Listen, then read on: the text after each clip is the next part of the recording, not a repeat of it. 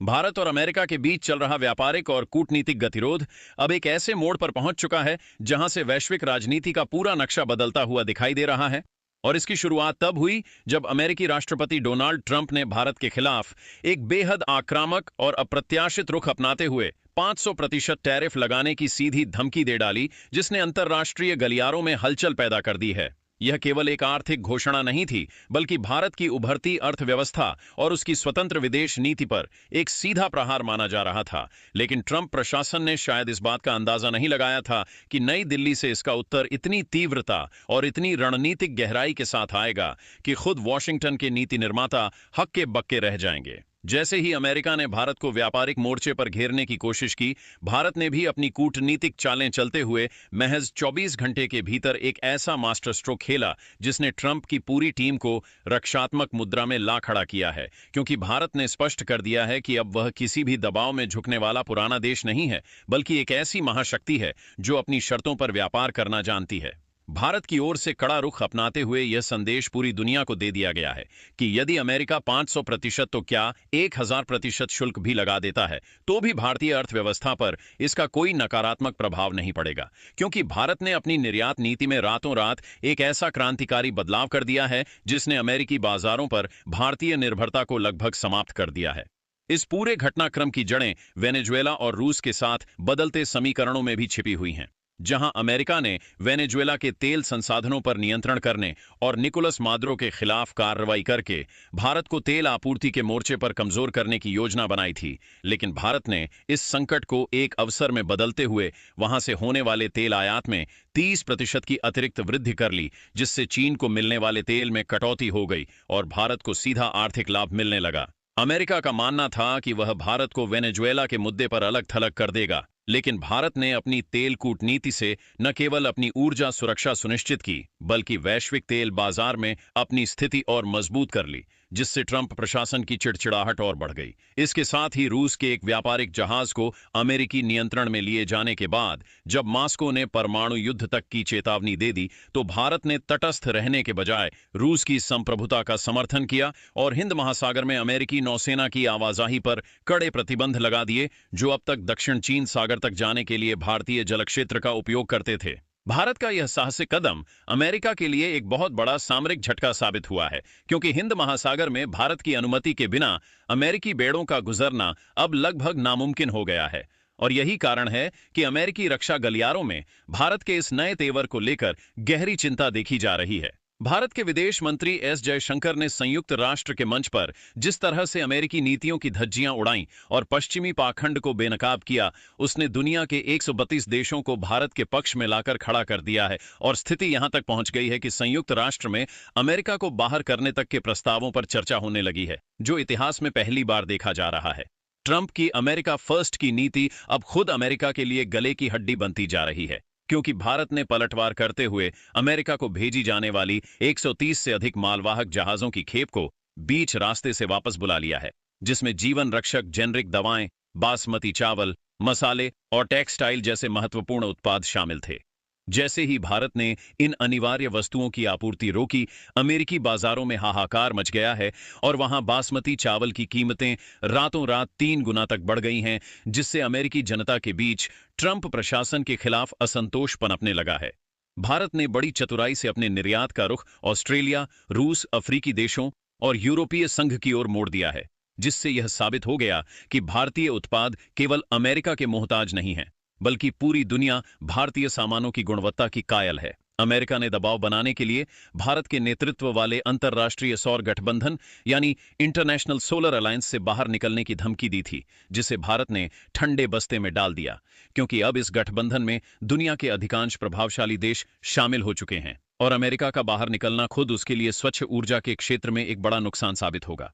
भारत की इस जवाबी कार्रवाई ने यह भी साफ कर दिया है कि वह अमेरिका से आने वाले बादाम और मक्का जैसे कृषि उत्पादों पर 1000% तक का जवाबी शुल्क लगाने की तैयारी कर चुका है, जो अमेरिकी किसानों के लिए एक विनाशकारी खबर हो सकती है, क्योंकि भारत अमेरिकी कृषि उत्पादों के लिए एक बहुत बड़ा बाजार रहा है। इस समय पूरी दुनिया 2 ध्रुवों में बंटती नजर आ रही है, जहां एक तरफ अमेरिका अलग थलग पड़ता दिख रहा है और दूसरी तरफ भारत के नेतृत्व में रूस, चीन, उत्तर कोरिया और यहां तक कि कुछ प्रमुख यूरोपीय देश एक नए वैश्विक गुट का निर्माण कर रहे हैं जो अमेरिकी दादागिरी को चुनौती देने के लिए तैयार है। ट्रंप प्रशासन ने जिस व्यापार युद्ध की शुरुआत भारत को डराने के लिए की थी, वह अब खुद उनकी अर्थव्यवस्था के लिए काल बनता जा रहा है, क्योंकि भारत ने अपने व्यापार घाटे को हथियार बनाकर अमेरिका को उस दुखती रग पर चोट पहुंचाई है जहां से उबरना फिलहाल वॉशिंगटन के लिए असंभव लग रहा है। यह पूरी परिस्थिति केवल व्यापार की नहीं, बल्कि आत्मसम्मान और नए विश्व व्यवस्था की स्थापना की है, जिसमें भारत एक निर्णायक भूमिका निभा रहा है। और जयशंकर की कूटनीति ने यह सुनिश्चित कर दिया है कि भारत अब किसी भी महाशक्ति की आंखों में आंखें डालकर बात करने का दम रखता है। भारतीय विदेश मंत्रालय के गलियारों से लेकर व्हाइट हाउस के ओवल ऑफिस तक मची इस खलबली ने यह स्पष्ट कर दिया है कि 21वीं सदी का भारत अब रक्षात्मक नहीं, बल्कि आक्रामक कूटनीति का अनुसरण कर रहा है। और इसी कड़ी में नई दिल्ली ने अमेरिका को वह अंतिम अल्टीमेटम भी दे दिया है जिसने वॉशिंगटन की रातों की नींद उड़ा दी है, क्योंकि भारत ने साफ कर दिया है कि यदि अमेरिका ने अपनी हठधर्मी और टैरिफ की धमकियां वापस नहीं ली, तो भारत उन तमाम रणनीतिक रक्षा सौदों और तकनीकी साझेदारियों को हमेशा के लिए खत्म कर देगा जो पिछले एक दशक में दोनों देशों के बीच सेतु बनी थीं। पिछले 24 घंटों में भारत ने अमेरिका के साथ चल रही 4 अत्यंत महत्वपूर्ण सामरिक वार्ताओं से खुद को अलग कर लिया है, जो इस बात का संकेत है कि भारत अब अमेरिका को अपना अनिवार्य साझेदार नहीं मानता, बल्कि उसके पास रूस और फ्रांस जैसे विश्वसनीय विकल्पों की पूरी सूची तैयार है। अमेरिका के भीतर ही अब ट्रंप प्रशासन के खिलाफ एक बड़ा विरोध प्रदर्शन शुरू हो चुका है, क्योंकि अमेरिकी उद्योगपतियों और टेक दिग्गजों को यह डर सताने लगा है कि यदि भारत ने अपने दरवाजे अमेरिकी कंपनियों के लिए पूरी तरह बंद कर दिए, तो सिलिकॉन वैली से लेकर वॉल स्ट्रीट तक सन्नाटा पसर जाएगा, क्योंकि भारतीय बाजार की क्रय शक्ति ही अमेरिकी डॉलर को वैश्विक मजबूती प्रदान करती है। Image representing high tech strategic partnership between India and US being disrupted. Trump ने सोचा था कि वह भारत को टैरिफ के जाल में फंसाकर अपनी शर्तों पर व्यापार समझौता करने के लिए मजबूर कर देंगे, लेकिन प्रधानमंत्री मोदी के नेतृत्व में भारत ने अपनी अर्थव्यवस्था को एक किले में तब्दील कर दिया है, जहां घरेलू उत्पादन और वैकल्पिक वैश्विक बाजारों ने अमेरिकी आपूर्ति की कमी को पूरी तरह ढक लिया है। संयुक्त राष्ट्र सुरक्षा परिषद के भीतर भारतीय प्रतिनिधियों ने अमेरिका की दोहरी नीतियों पर जिस तरह का हमला बोला है, उसने विश्व के उन देशों को भी भारत के साथ आने के लिए प्रेरित किया है जो अब तक अमेरिकी प्रतिबंधों के डर से खामोश रहते थे। और अब आलम यह है कि ग्लोबल साउथ के लगभग सभी देश भारत को अपना नया नेता मानकर अमेरिका के खिलाफ एक साझा मोर्चा बनाने की दिशा में आगे बढ़ रहे हैं। भारत ने अपनी जेनरिक दवाओं की आपूर्ति रोककर अमेरिका के स्वास्थ्य ढांचे को हिलाकर रख दिया है, क्योंकि वहां की आम जनता के लिए सस्ती भारतीय दवाएं ही एकमात्र सहारा थीं। और अब दवाओं की कमी और बढ़ती कीमतों ने ट्रंप प्रशासन के लिए एक नया आंतरिक राजनीतिक संकट खड़ा कर दिया है। इधर हिंद महासागर में भारत की नौसैनिक घेराबंदी ने अमेरिका के उन जहाजों का रास्ता पूरी तरह रोक दिया है जो तेल और गैस की सप्लाई के लिए इस मार्ग पर निर्भर थे। और भारत ने दो टूक शब्दों में कह दिया है कि यदि हमारे व्यापारिक हितों पर प्रहार होगा, तो हम अपनी समुद्री सीमाओं की सुरक्षा के नाम पर किसी भी विदेशी हस्तक्षेप को बर्दाश्त नहीं करेंगे। रूस के साथ भारत की बढ़ती नजदीकी और S-400 जैसे मिसाइल सिस्टम के बाद अब नए अत्याधुनिक लड़ाकू विमानों और पनडुब्बी निर्माण में रूस का सहयोग लेना अमेरिका के लिए सबसे बड़ी कूटनीतिक हार साबित हो रहा है, क्योंकि अमेरिका को लग रहा था कि वह भारत को रूस से दूर कर देगा, लेकिन इसके उलट भारत ने रूस के साथ मिलकर एक ऐसी नई भुगतान प्रणाली विकसित कर ली है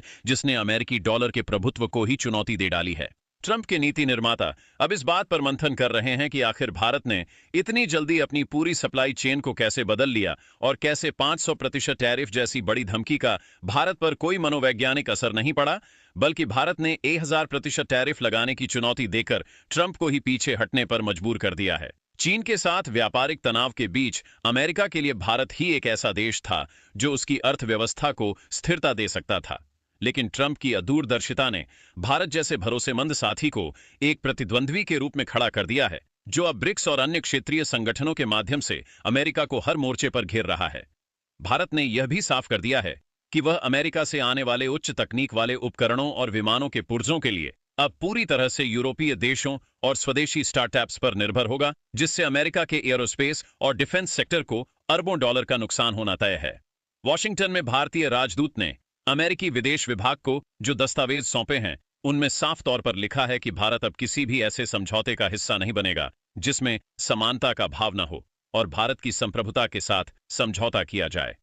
पूरी दुनिया इस वक्त देख रही है कि कैसे एक उभरती हुई महाशक्ति ने दुनिया की सबसे पुरानी महाशक्ति को उसकी अपनी ही भाषा में जवाब देकर यह साबित कर दिया है कि अब दुनिया बहुध्रुवीय हो चुकी है और किसी एक देश की दादागिरी अब नहीं चलेगी। जैसे जैसे समय बीत रहा है, अमेरिका के भीतर भी यह मांग उठने लगी है कि ट्रंप को भारत के प्रति अपना नजरिया बदलना चाहिए, क्योंकि भारत को खोने का अर्थ है पूरे एशिया में अपनी पकड़ खो देना। और भारत ने तो पहले ही अपने 85% निर्यात को दुनिया के अन्य हिस्सों में सुरक्षित कर लिया है। भारत की यह जीत केवल आर्थिक नहीं है, बल्कि यह उस विचारधारा की जीत है जो कहती है कि आत्मनिर्भर भारत अब किसी भी वैश्विक आंधी के सामने अडिग खड़ा रह सकता है। इस महायुद्ध की अगली किस्त क्या होगी, यह तो आने वाला समय बताएगा, लेकिन इतना तय है कि भारत ने अपनी नई बिसात बिछा दी है, जिसमें शह और मात का खेल अब भारत की शर्तों पर खेला जाएगा। और अमेरिका को यह समझ लेना चाहिए कि भारत को धमकाना उसकी सबसे बड़ी ऐतिहासिक भूल साबित हो सकती है। अब यह देखना दिलचस्प होगा कि क्या अमेरिकी प्रशासन अपनी गलतियों से सबक लेकर बातचीत की मेज पर वापस आता है, या फिर यह कूटनीतिक युद्ध किसी और बड़े वैश्विक संकट को जन्म देता है। आपको क्या लगता है कि क्या भारत को अब अमेरिकी कंपनियों पर भी पूर्ण प्रतिबंध लगा देना चाहिए? अपनी राय हमें कमेंट में जरूर बताएं